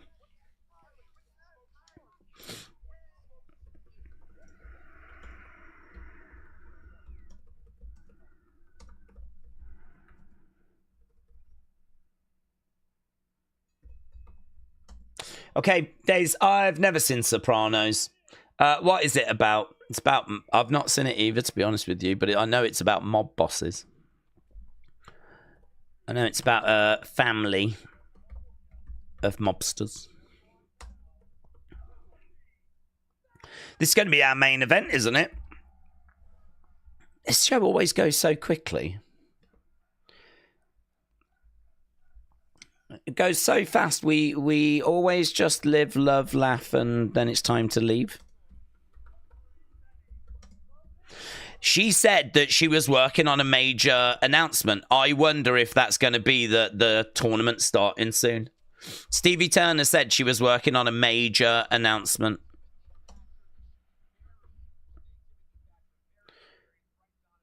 Timothy Thatcher, Bryce Donovan, and we are underway. Mackenzie said R.I.P. Mongo McMichael. Yes, we touched on it earlier. I saw every Sopranos episode. They're all on Max, said AB. What would you score it out of 10, buds? What would you consider it? Would you say it was worth watching? Has it aged badly? I mean, it's always regarded as one of the best TV shows, but is that true? Is it top 10? Top 20? Top 100? What are we saying? Master P is on AEW whilst Travis Scott is in WWE. Would you say it's outshined it? No idea. I am not watching AEW, so I don't know. It's basically a mafia family sitcom, so Full House, but with cursing. It is a good series, says Mayor Pete. Tyler said Sopranos is an absolute top 10. I think The Rock is not to blame alone here. Triple H and TKO and Nick Khan and Bruce Pritchard and Road Dogg Jesse are to blame too, said Odyssey. Oh yeah, I wouldn't just blame him. I definitely think there's others that share in it, but I think coming in and dropping a story like this and there being no follow-up for that story. I mean, you could make the argument Triple H should have come up with the follow-up. Triple H should have found a way of moving the story forward, but they're just... He's coming in and he's dropped this story and he's gone. He's disappeared. He's turned around and gone, I don't think I'm needed anymore, which is such a bad take. That's such a bad idea. Like, the whole thing's about selling the soul. You tried to get Cody. Instead, you managed to get John. We still don't know why. What's in it for The Rock? He gets John Cena's soul. What does that mean? What does that mean? I mean, should Triple H have fleshed that out? Can he flesh that out? The only person that understands this, what the hell's going on, is The Rock. So, yeah, I mean, look, I'm happy to spread the blame around, but if I'm slapping someone in the face, I'm slapping The Rock first. Well, I'd send one of you to do it. Are the commentators training to move up? Maybe. Probably not. I mean, we can use them if we need to, but Pete Rosenberg does like a radio show and everything. Maybe if there was an opportunity to get into commentary, he might look at it, but yeah, I don't think these two are really like on a looking for a career path. I think they're just looking for a place to, you know, apply their work. I think if the opportunity presented itself, then, you know, maybe they would be open to doing NXT as commentators, but these are, I don't think, are two people that are looking specifically for that. You know, I think Robert Stone's quite happy to be an on-screen person. And I think Pete Rosenberg's quite happy with his radio show. Kick out there by Timothy Thatcher.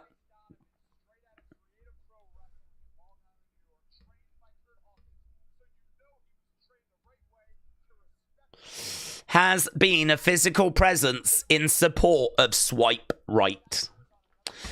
Tony is considered for a main roster call-up. Tony is considered for a main... What, Tony D'Angelo? Do you think Tony's going? Is that doing the rounds today, is it? One. Just a one. Kick coming in there by Timothy Thatcher. Why would anyone blame The Rock alone? I think that's BS because there's more people involved than you can think, said Odyssey. Yeah, well, I can only repeat what I said. I think that it's fair to shame the blame around, but I think The Rock gets slapped first because he's the one that came in and did the whole selling of the Soul story. And then as soon as John Cena turned heel, he's the one that said, well, that's my work done, and left. He could have been at WrestleMania. He was sat at home. He just didn't want to. He felt that he didn't want to overshadow John Cena winning 17, but he didn't need to be out there when that happened. He still could have been part of that match. He still could have come out during the match. And he still could have, had his, made a presence, had a presence. Some people are wondering if there's been a falling out between him and Triple H. And what if he was meant to be there and he turned around and went, well, I'm a bit busy now. You know, if you're not going to listen to what I'm saying, I can't make it now. Some people are genuinely wondering if there's been a falling out like that. And it is weird. There were shirts that said The Rock has come back to Las Vegas. So that also sort of suggests that The Rock was potentially meant to be there. So it is very unfortunate that it's all resulted in what it's resulted in. You suck chants are ringing out. There is Vanity Project making their voices heard. Do we think Aleister Black will do that thing in his entrance when he lay down? They might want to do something a bit different. Evolve it. Evolve. Right now, Bryce has got Timothy, and it's a little sloppy.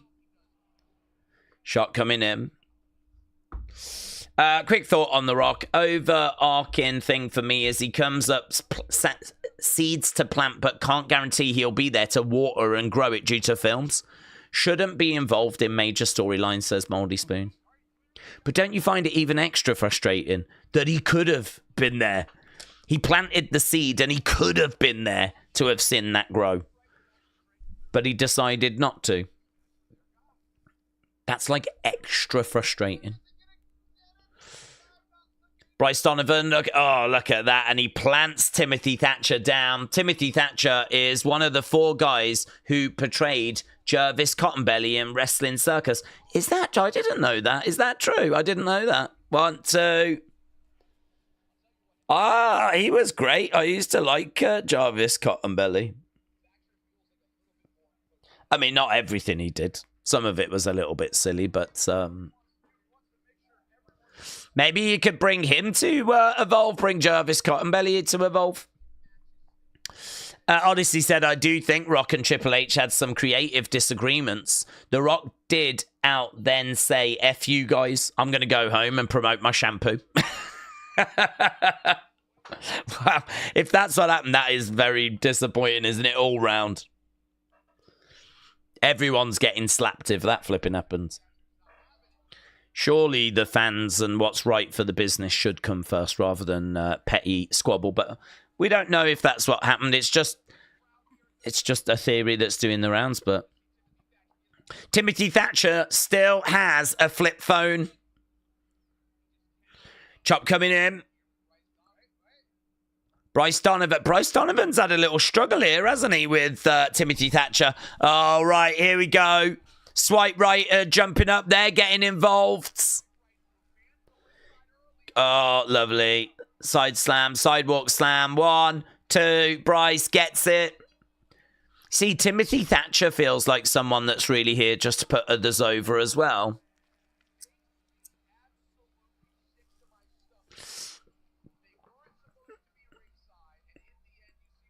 So there we go. It is a win for Bryce, thanks to a distraction by the Vanity Project.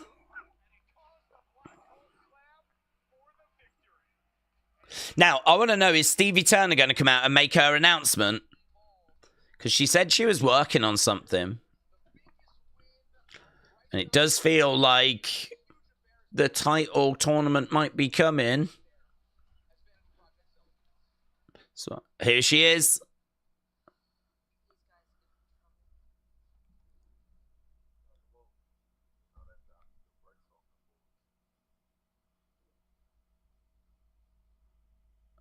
Ah, so it's going to be them two. So that's the reveal, that we're actually going to do those two guys, the big guys, Harlem Lewis and I forget the other guy's name. What's his name? I want to say, what's the other guy's name? Keanu Reeves? Keanu Lennox, is it? So it looks like it's going to be those two against maybe Swipe Rights. Oh, I was hoping it would be bigger than that. I was hoping it was going to be bigger than that. I was hoping it was going to be that they were going to... I was hoping it was going to be that they were going to announce the tournament. Oh. It wasn't a reveal. She set up the tag match with Harlem and Keanu after the face-off earlier, says Brony. Oh. White Noise said, has Master P got a load of boomers in the Carmno with him? I have no idea what's going on. Would you say Paragon is a good group name for a wrestling stable? I think you would have made an awesome heel as a wrestling manager. Paragon. Is that a new stable, is it? Paragon. Maybe for a bunch of nerds. Do you know what I mean? Sounds like Hexagon. Sounds like Octagon. Here's Paragon. No. I don't like it. Is that a new name? Paragon is Undisputed Era in AEW. Well, I can't wait for that name to be Paragon. Cal said, Daze, I hope you are well, bud. We could finally see the Wyatt 6 on Friday. What did we think of the vignette after the Slammies? Just there. Honestly, I was not blown away by it. It just really felt throwaway. My honest opinion was that I was excited when it was like, we're going to hear from them. And then I just saw a load of images and footage that I feel that I've seen before. And a load of messaging, like words we remember or something like that. So, not giddy about it, to be honest. I think someone did find a screenshot, though, that was in there that felt like it could connect to Alexa. So, maybe there was something there if you did a little digging, but nothing that floated my boat, to be honest. I'm way more excited to see what happens on Friday. And to be honest, that little vignette didn't even come up in conversation after it was shown. John Elite said, are they going to split Kendal and Kylie? Look at Kendall's facial expression the past few weeks. Well, I think they will eventually, but I kind of like this relationship where Kylie thinks they're best friends. Kendal is maybe not thinking that. And I kind of like them. I kind of like that. I kind of like that relationship. So we'll have to see. I mean, actually, Kendal was given a bit more advice than I would have liked to have seen here. I would have liked Kendal to have been on the outside looking very disinterested, but instead she was actually giving Kylie Bright some advice. I think I would have rather she didn't and looked a bit bored. And, like, you know, Kylie come over going, how's it going? And she'd be like, great. Yeah, really good. Really good. And she's like, oh, thanks, mate. Thanks, buds. And then went back to it. And she's like, Jesus, this girl. What's this girl? I'm not even watching. I think I would have played that. But actually, she was giving us some advice. So, I don't know. I wonder if the story's going to be that Carly's going to grow on Kendal or something. I don't know where they're going with it. I like that relationship, though. I like Kylie and Kendal. I like Evolve. I don't mind Vanity Project. I know they irk people, but they're meant to. And Swipe Right are so good in the ring. Calix is obviously interesting, but Wendy Choo against Kylie Ray again next week. Put me down for that. Those two big guys against Swipe Right. Let's go. Put me down for that. That'll be interesting. Swipe Right are really good in the ring, but how are they going to deal with the size and the power of Harlem and Keanu? And we're starting to get some mentions about a tournament now. And I thought Sean Legacy looked really good this week. He went up in my estimation. If we had a ranking tier list of all the Evolve talent, I'd be taking Sean Legacy and moving him up because he looked really good. So he was my standout this week, I would say. I was a bit bored by the main event. It was okay, but it didn't grab me. I think I wanted something a little bit juicier than that. But that's okay. Sean's Legacy's finisher said heel face. Tyler said, I wonder if Triple H and The Rock do have actual heat since before WrestleMania 40. I genuinely don't think that Triple H appreciates The Rock coming in. I mean, Triple H talks so much about how the creative is hard and it's this well-tuned, well-crafted.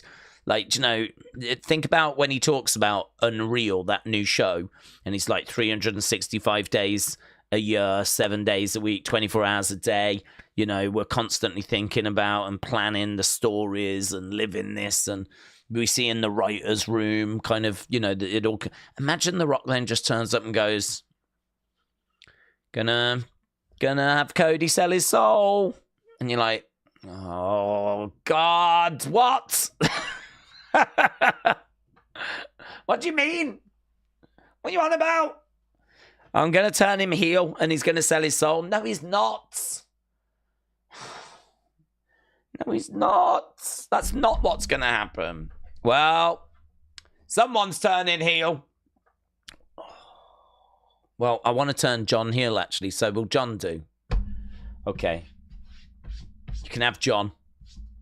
So I could imagine it being an inconvenience. I can't imagine The Rock turns up and Triple H is like, oh, goody. Oh, goody. Here's a swerve that I didn't need. But to give The Rock some flowers, the biggest thing that happened on the road to WrestleMania was John Cena turning heel. Maybe that would have happened anyway, but the biggest thing that happened was John Cena turning heel.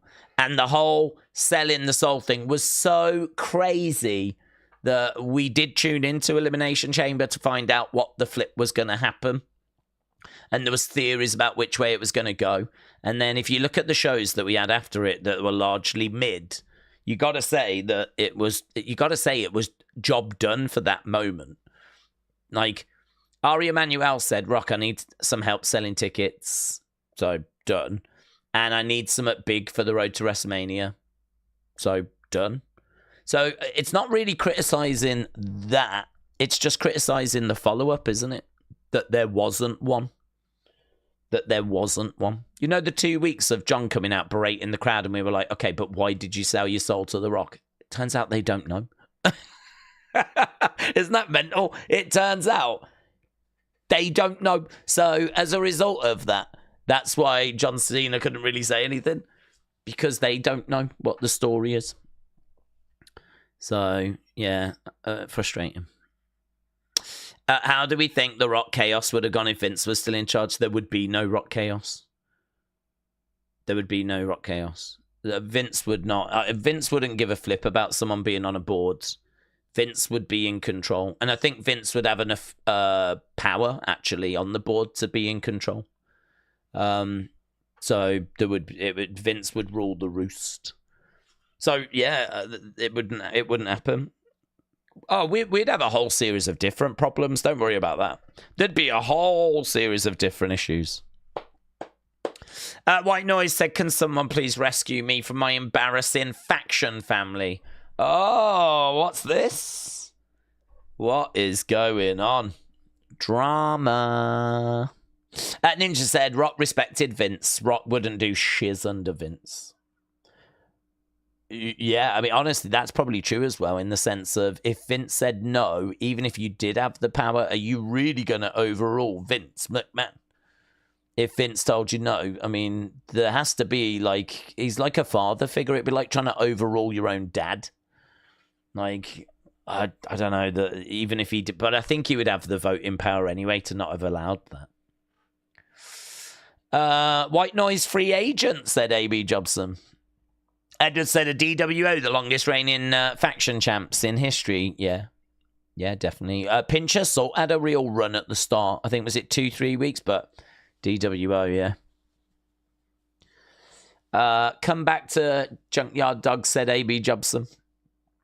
As Steve said, Daze, The Rock keeps coming back and involve Cody. All we wanted was him and Roman. Then he can leave. Yeah, that's true. Yeah, that's true. Next year, just do him and Roman. And if I was Triple H, I'd be like, you do what you want. Do what you want, mate. You and Roman do what you want. As long as I get the match in the ring, you can sell souls. You can go to Spirit Islands. You can have wise men. You can have tribes. You can flip in... Everyone can have an Ula Fala made of cheese. I don't give a flip. Do what the flip you want. And just let him go cray-cray. Odyssey said, you know, the group of The Rock could be like the NWO. Well, if they pick it back up and invest in it, then yes. But is that going to be the same? Is Seth going to be in that group? Or is the Seth thing a separate thing? I mean, I feel like Seth should join up with The Rock, but as I'm sat here right now, I genuinely don't know if that's even the plan. I don't know if that's the plan, or if we're going to end up with kind of two groups. I don't even know if there is a group. I don't even know if there is a third person. So I am very confused about where we're going with Cena and The Rock and that story right now. Days with fan reactions to Vince being named, Vince named being a bit positive. Is Brock going to be called to come back, especially with the storyline now? I think there's a difference between being okay with Triple H mentioning Vince in a Hall of Fame speech and actually bringing Brock back to perform on television. There might be an initial pop of like, oh my God, he's back. Yes, the beast is here. But I promise you, there will be a groundswell of people that will be against it. And as soon as that pop settles down, then of course there'll be, campaigns online and people saying stuff. And you know what, like, cancel culture is like. The cancel culture will go into full effect. It won't be that people are fine with it and that's it. Let's all just move on. The cancel culture will kick in. And I'm not even saying that as a negative thing. I'm not even saying that like, oh, the people will cancel him. How could they? I mean, I sort of understand that he is alleged to have... I mean, we don't know the details, but he was basically said, if you sign a new contract, I can get this woman to do things for you. I can arrange meetups and I can get you videos and I'm sure Brock is probably going to have the defense of, well, I didn't know she was doing these things against her will. I didn't know that she was not really on board with doing these things. But I mean, she's made it quite clear that she was not comfortable with doing these things. She didn't want to do these things. These are really serious allegations. These are really, really serious things. And you don't just bring someone back with all of that. I mean, the hit to the company's brands when they're so desperate to distance themselves from all of that stuff. That's why it was big with Triple H saying what he said, because the company is really trying to distance itself from that new era. How many times did we hear new era? It's a new era. The new management, new era, we're not the same company as before, new era, all this stuff. I mean, they've really banged that drum, and even Triple H in his speech got to the end and he was like, I've skirted around this long enough now. And I keep saying, I really thought he was going to say a joke there. I really thought he was going to say Katie Vick or something like that, right? And everyone would laugh. But he didn't. He went, Vince. And it was serious. And it was like, oh, here we go. He's going to talk about Vince. And then he followed it up with, it's complicated. And this is not the tone we've heard them speak about Vince about before. We've heard them before going like, oh, I didn't read the report, or, you know, Vince is, you know, going through his own battles, and, you know, they keep it kind of politicky. He's going through his own, he's working through his own thing at the moment, so we'll have to see how that works out, blah, blah, blah, blah, blah. But for Triple H to be like, I've skirted around this long enough knowing that it's controversial, I can't not talk about it. And for him to, like, talk about how it's complicated, he even sort of pleaded with people. Did you notice? He was like, this is my daughter's grandfather. This is the father of my wife. Like, it was kind of like he was really trying to say, come on. I have to talk about this guy. I cannot do this speech without mentioning him. Please understand that. And I think people actually did. Or I did. I understood why he mentioned him. And if other people felt that way, then cool. If people didn't like it, I understand. I understood why he mentioned him. But no, I think it's a hell of a jump to get from that to Brock Lesnar coming back. A hell of a jump. Would you be fine with Brock coming back personally? I could understand, said Ninja. Not right now. No, I wouldn't. Because I don't know what he knew. If Brock knew that that woman was not comfortable doing what she was doing, and he still proceeded to, you know, arrange dates with her and have videos sent of her doing inappropriate things and whatever. If he knew that this stuff, I mean, how much did he know about what she was being made to do as well? How much did Vince confide in him about what was going on and what, you know, what did he know? I don't know what he knew. I don't know what he knew. I don't know the context of what he knew.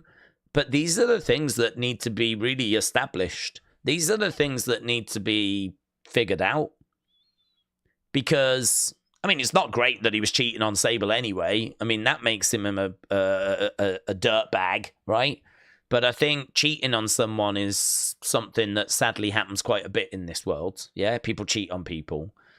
That's not enough for me to say, oh, he can't ever come back to WWE, right? So, you know, cheating and whatever. But, like, we're talking about stuff that's so much more serious than that.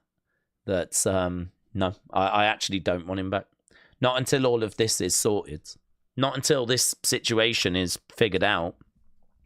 And I genuinely don't know if we ever get him, honestly. I genuinely don't know if he ever does return. I genuinely don't know, because if this thing gets settled somehow, let's say Vince pays $50 million to just get it to go away, right? Settles it out of court. Because I bet there's been offers. I bet there's been some serious offers made of let's just get this to go away. And if it doesn't ever get resolved and we never get the answers, there's always going to be that black cloud hanging over as well, isn't there? I'm always going to look at Brock like, I don't know what happened. I don't know what you know. I don't know what you were told. I don't know the context. I just don't know. I don't know. I don't know that I need you in WWE.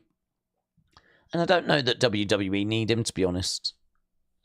We can move on. There's other people to focus on. So, yeah, no, I don't need him. So, yeah, we'll have to see. Brock is involved in a huge lawsuit. It's a bad look to bring him back when there's a dark cloud hanging around his name. That is true. That is true. And it's serious allegations as well. They're not just like he jaywalked or shoplifted, like stole something and ran out the shop. Do you know what I mean? It's like this woman is accusing Vince of sex trafficking. This woman is accusing Vince of some pretty major things. So, and Brock is sadly caught up in it as well. Their allegations, I'm not saying he's innocent, but I don't think the outrage would be bad outside the IWC. Am I wrong? Probably, said Ninja. Oh, I think you might be on that, to be honest, bud, because I think, you know, this is something that the news channels would jump on. You know, if he comes back and there were these allegations and it was settled out of court and now all of a sudden he's back and he's wrestling and there's a story there, there's so many commentators now. There's so many YouTubers that cover stuff. There's so many articles that get written. Really, the world is looking for content, aren't they? Everyone's looking for articles to write, stories to tell, you know, and this could be one of them that some people jump on, you know. So WWE, I think, are aware of that, which is why he's not wrestling now, you know. They could have him wrestling now whilst the allegations are there, but we haven't seen him since early 2024. He was meant to be in the Rumble and he got pulled. He was meant to be wrestling Gunther at WrestleMania 40, got pulled. Haven't seen him since. Apart from stupid rumors that keep popping up from flipping idiots that haven't got a clue. Yeah, there's just no chance. It's just not happening. It's kind of an irrelevant conversation. He is not going to come back whilst these allegations are around and whilst this legal stuff is happening. A year and a half of him not being around has shown us that that's the case. So until all of this is resolved, he's not coming back. But yeah, we're going to have to wait and see like where the case goes and how the case is resolved. And then we'll have a much better understanding, won't we? Edward says, Daze, the tweet I put out about a certain person, you know, I'm getting some serious heat. I don't know what you're on about. Did you? I have not really been on Twitter today, but I literally woke up. I finished off the faction game and I had something to eat. I checked on the Wrestling Observer website to see what headlines there are, and then I have been doing faction game and everything. I started that at 10:30. It's now 2:10. The thing is, Brock was accused of doing anything wrong. He exchanged messages, and that's it. That's the problem I have. Yeah, well, there was a date that was set up that he was going to go round and meet up with her. I don't think he could. I don't know if it was because of scheduling or whatever. I don't believe the thing actually happened, but there was a date that was arranged. There's also a videotape that she made for him that she was seemingly forced against her will to make for him because she said that this is not stuff she wanted to do. And all of that was part of his kind of renegotiation with the company. Listen, if you sign with the company, I can get these things for you, is kind of the way it's presented that Vince said to him of like, I can get her to do this for you. I can get her to do that for you. The question I have is, how much did he know that she did not want to do them? How much did he know that this was seemingly against her will? And if he did know, if he knew of kind of how she felt, if he knew there was an issue there was a reluctance there, then obviously that's going to make you feel a certain way about him, yeah? If he didn't and he thought that she was willing and she was up for it, maybe you'll feel a different way about him. I mean, it is true, as of right now, they are allegations, and that's it. We don't know the truth. That's to be established. There could be a degree of innocence here for him. I'm not saying that he's dead, buried, it's done, it's over, all that stuff. I struggle to see him being so associated with this. I struggle to see a way for him to come back because he's involved. He's involved in this. It's messy and he is involved. And so I struggle to see a way back for him. And certainly when we just don't need him. We just don't need Brock Lesnar. Brock's a big name, whatever, but we're building other big names. We got CM Punk back. CM Punk's back. So CM Punk is back around, and not only have we got CM Punk, we've built up Cody over the past few years. Gunther's coming through. We're trying to do something with Jay. We're trying to do something with Bron Breakker. We've put Paul Heyman with Seth to try and make him a bigger deal. The Rock's back on the scene because he's on the TKO board when he can be bothered to show up. So I don't even feel like we're that desperate for Brock. It's not like everything's fallen apart and ticket sales are atrocious and... You know what I mean? Like, oh my God, we need Brock. I mean, they keep bragging about how they're making more money than ever in sucky ways, but whatever, So, yeah, I don't think there's like an urgency or anything. I think the urgency is to really just get it all behind us so that we can just move on from the whole Vince stuff. And the other thing as well that you got to remember is that it's not really in the news at the moment because nothing's happening. Once this goes to court, and you start hearing what was said in court, that this is going to be everywhere. This will be a big story. At the moment, nothing's happening, so it's quiet, but it will be spoken about, and it will be a big deal when we start going through that process. I'm glad that CM Punk rebuilt the bridge with WWE. It's good to see CM Punk wrestling again, says Bronco. Bronco, shout out to you, buds. Stone Cold Fella, hello. I hope you're doing well. Keeks said, even if Brock didn't know, to need favors from a woman to sign a contract says it all, really. And the fact he proceeded to do it. Well, yeah, I mean, it's not great for him as a partner to Sable. I mean, that's obviously not great. Yeah,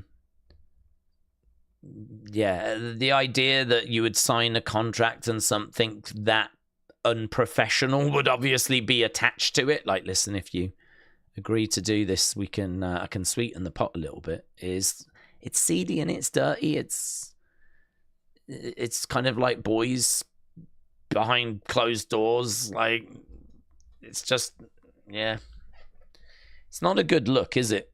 I do agree with you there. That's not a good look. This is meant to be like a corporation, family friendly. There's clearly, but I think we've always known with Vince, there's clearly a seedy side to Vince. There's clearly stuff, there's lots of allegations that's been labelled against Vince throughout the years. And the thing is, he's always had a lawyer that's kind of made them go away. There's always been settlements. There's always been NDAs. It's always been kind of uncomfortable with Vince.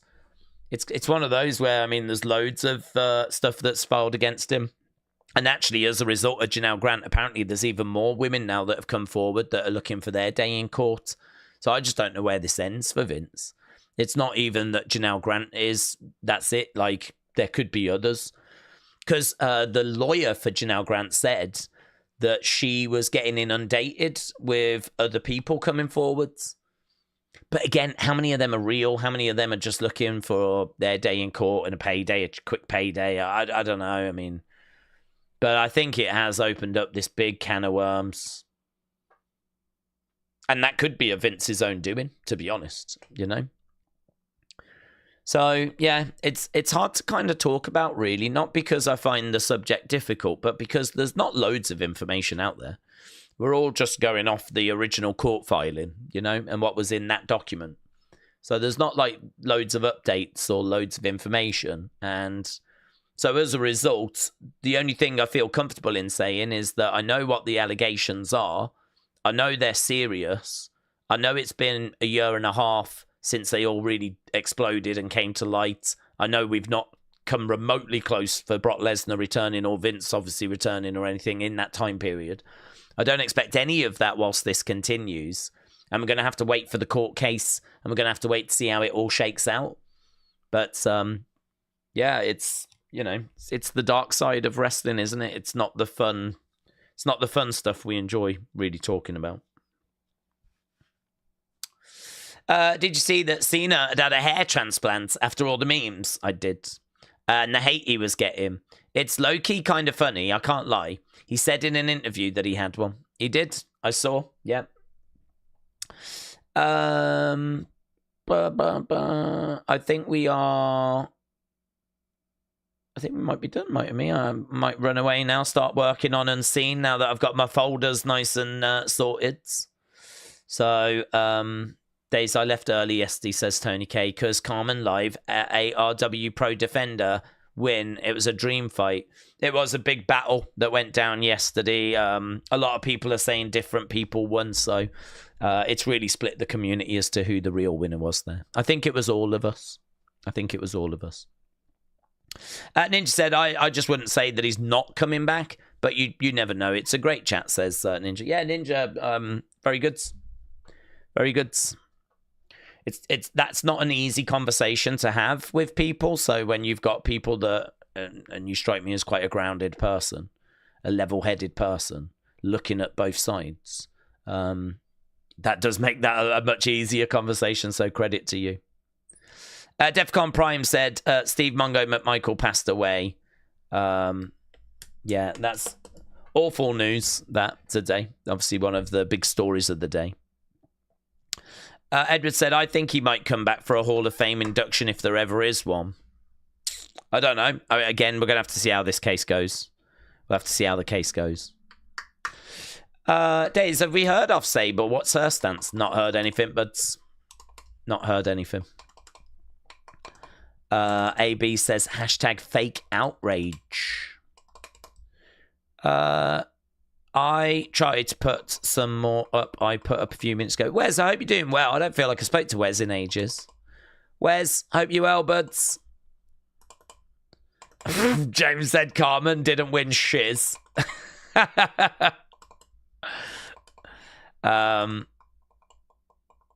Dude, you go live every day like normal shift, says Omar. Well, we have a routine, yeah. I mean, we do Raw, we do NXT, we do Evolve, we do SmackDown, we do a Saturday stream. I do 2 member streams. So I do one on a Wednesday, one on a Thursday. We do the Wrestling Escape Pod on the Thursday. The only day I don't really stream is Sunday, to be honest. And I still put an Unseen up, but that day I tend to just get stuff together, really. So, yeah, we are pretty much doing something each day. Obviously, the stream's kind of lesser, like, you know, Raw's busy, NXT not so much, Evolve really not much at all, but I like this stream. I always enjoy this stream. This is like our little secret society. Like, people don't really watch Evolve, so they stay away, but those that do tend to get something out of it. I like Evolve. Tend to get something out of it, and yeah, it's less busy. You can have a bit more conversation. Where is the video of you falling down when you wore a Mysterio mask? Oh, buried away on the channel somewhere, but those old videos from like 2017, 2018, those are just kind of hidden away. They might be in like a bit of a fun folder. I'm sure there's like a fun video folder. I think it's probably in there. I won easily, said James. Oh my God, James, let it go. Did you guys ever stop to think that PX, Project X, is just trying to cause problems? Odyssey said, love or hate Chris Jericho, and Lesnar and Logan and Alberto, they are good in the ring, said Odyssey. AB said Cena sucks. Star said 2017 seems like yesterday. It really does, you know. It really does seem like yesterday. Kelly said, and you guys are just letting them rip us apart. Oh my God, I love that they're causing so much drama. I'm definitely here for that. Octavia, hello. Shout out to you. Edward said, AB, you suck. And I think we're done. We've stuck around a few moments after, about half an hour after, actually, to have a little chat. And I think we're done. Is there a wrestler you'd love to see in ID? Yes. Cara Noir. I would love to see Cara Noir come in because he's got a sick entrance. He's very athletic. He's got a dancing background. So he's very agile, very nimble, very graceful. And me and James love him. Now, Pete said the Cross promo is a work. Okay, thanks for joining us, guys. I appreciate the support as always. We'll be back later with an Unseen. We'll be back tomorrow with a member stream. And, of course, more importantly, we'll be back on Friday with SmackDown. So thanks for watching. Appreciate it. Bye for now.